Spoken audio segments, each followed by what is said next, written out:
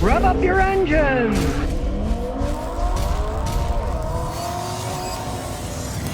Well, Mazda's recalling 77,000 vehicles. Why? Because, gee, they made the airbags too strong, the software's wrong, and it could blow off too strongly on lower speed crashes and injure you if you're not wearing a seatbelt. Now, Mazda's supposedly going to do the software over, but any car, Mazda, whatever, wear your stinking seatbelts. Realize, an airbag is a one-time system. You get in a wreck, boom, they go off. That's it. They can't go off twice. They go off once. So you get hit, boom, boom, but then you get hit again, they're not going to save you. You're going to be bouncing all over the place. Use common sense, wear your seatbelt. Then you have to worry about stuff like this. But if you do own a Mazda, check and see if your VIN number is one that's recalled, and then they'll reprogram the computer. Well, Ford's done over their 2025 Expedition. They now have off-road and ultimate versions, whatever ultimate means, right? Not too many people are buying an Expedition at that price and taking it off-road, you know? But they're refining all the technology, adding cool interiors and stuff. Yeah, this is where I laughed my butt off. Ford's losing billions making electric cars. So what are they doing now? They're building even more gigantic gasoline and diesel vehicles. That's where they make their money. Americans have this thing about gigantic vehicles they want to drive around in, right? So Ford's pushing a new giant Expedition. Now, Ford didn't give any prices yet, har, but if you want a loaded 2024, they're about $84,000, so I'm assuming the new ones are going to be even more expensive. Now, they always give you a low ball. Oh, they're only $60,000, which is still a lot of money, right? You want a loaded one, it's $84,000. Well, they're not even saying. It's probably going to be even more than that because the 2024s, the loaded ones are $84,000. It's an awful lot of money. Now, in the second quarter, they sold 21,000 of them, the second quarter of 2024. So they're selling a reasonable amount of them, 70 to 80,000 of them a year. People still want these gigantic things. Now, the last time it was redesigned was 7 years ago, and of course, if you're selling these big giant things, they have to have all the bells and whistles. They have to be updated all the time because people spending that kind of money, they want to keep up with the Joneses, right? They probably watch the Kardashians, that type of people that buy that stuff. So 7 years is a long time not to redesign something that costs that much money if you're trying to sell all the bells and whistles to people. So we'll see what happens with the sales, but if they do sell them, they're making money selling these things. They're not losing money like they are with their electric vehicles. Well, I'm always warning you not to buy cars at used car lots. Well, people in Swansea, Massachusetts found that one out firsthand. Detectives in Swansea are working to track down a man who is accused of selling numerous vehicles that he didn't own to unsuspecting customers at his used car lot. Now, didn't the guy think he's going to get caught? Kind of reminds me of years ago. There was a guy in Houston who got caught selling insurance to people where he never bought the insurance policies.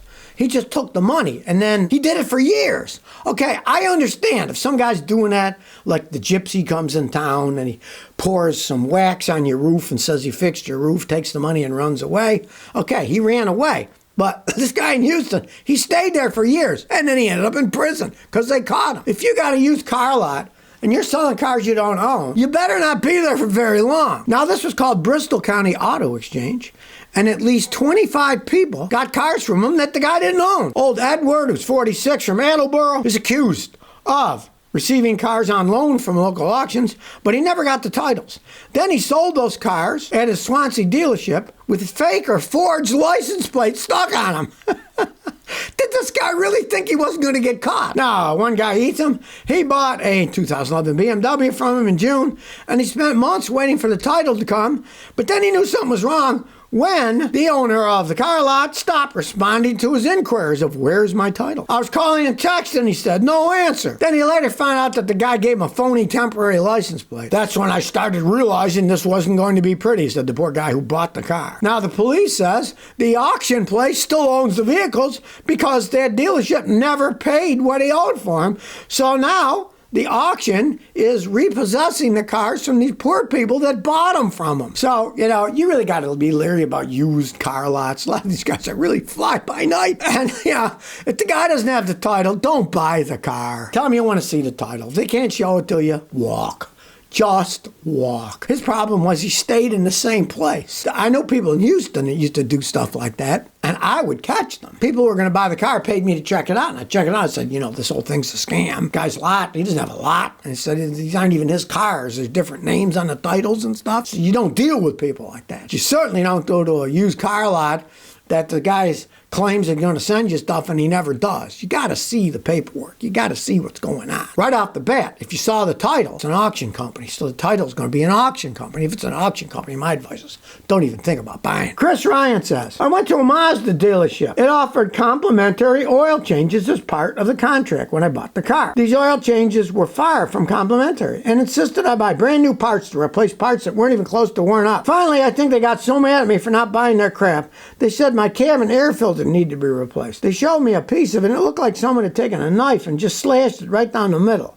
I think they did it on purpose. Just goes to show you what scumbags these are. Well, certainly they must have done that because the cabin air filter just sits there. Now, it can be covered with crud. Leaves, dirt, bugs, bird poop, whatever, can get sucked in there. But it doesn't get ripped in half. There is nothing there, right?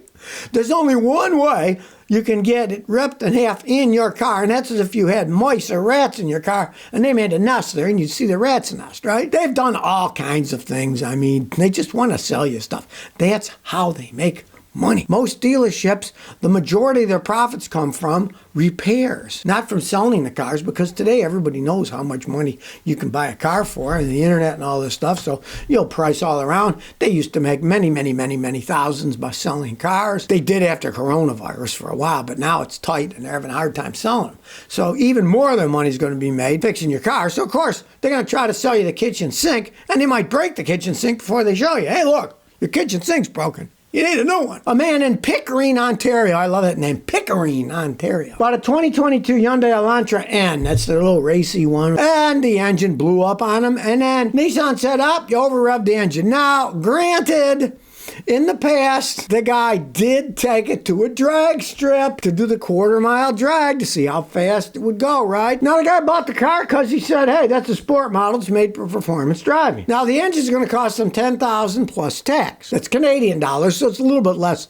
than American dollars. Still, it's a reasonable chunk of change when it's still under warranty. And now it's been sitting for 3 months at the dealership because they're not going to fix it for free, and he doesn't want to pay for it. And here's what the guy says. Now, here's where he doesn't know much about cars.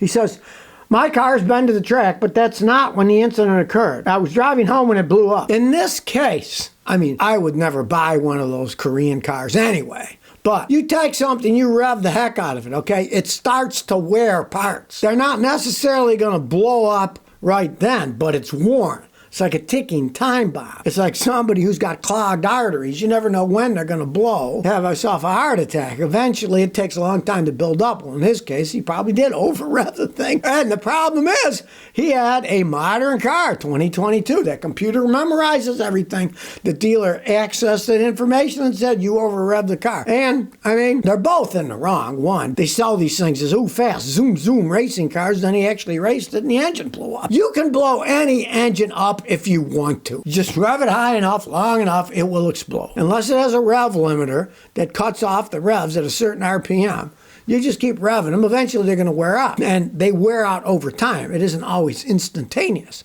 He probably damaged the bearings, and then when he was driving home, boom, the thing blew up. So, everybody's in the wrong in this one. But the biggest wrong was he bought a Hyundai.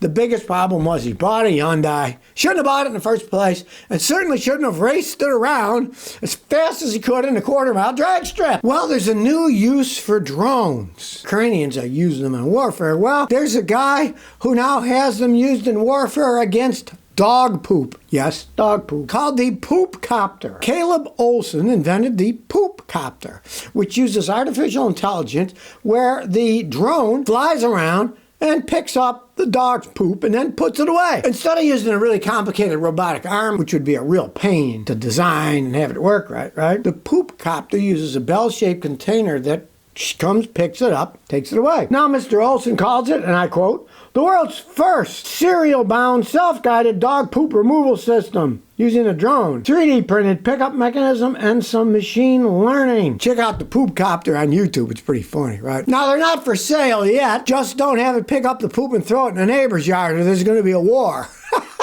He started out with a camera system that warned him when his dog pooped. Well, he didn't want to go pick it up himself, so then he got lasers involved to pinpoint where everything is and had a little drone come pick up the poop. So who knows, maybe Poop Copter will be coming to a store near you. If you're too lazy to pick up your own dog's poop, let the robotic drone do the job for you. Maybe go one better. Get a mechanical automated dog instead that doesn't poop. So if you never want to miss another one of my new car repair videos, remember to ring that bell.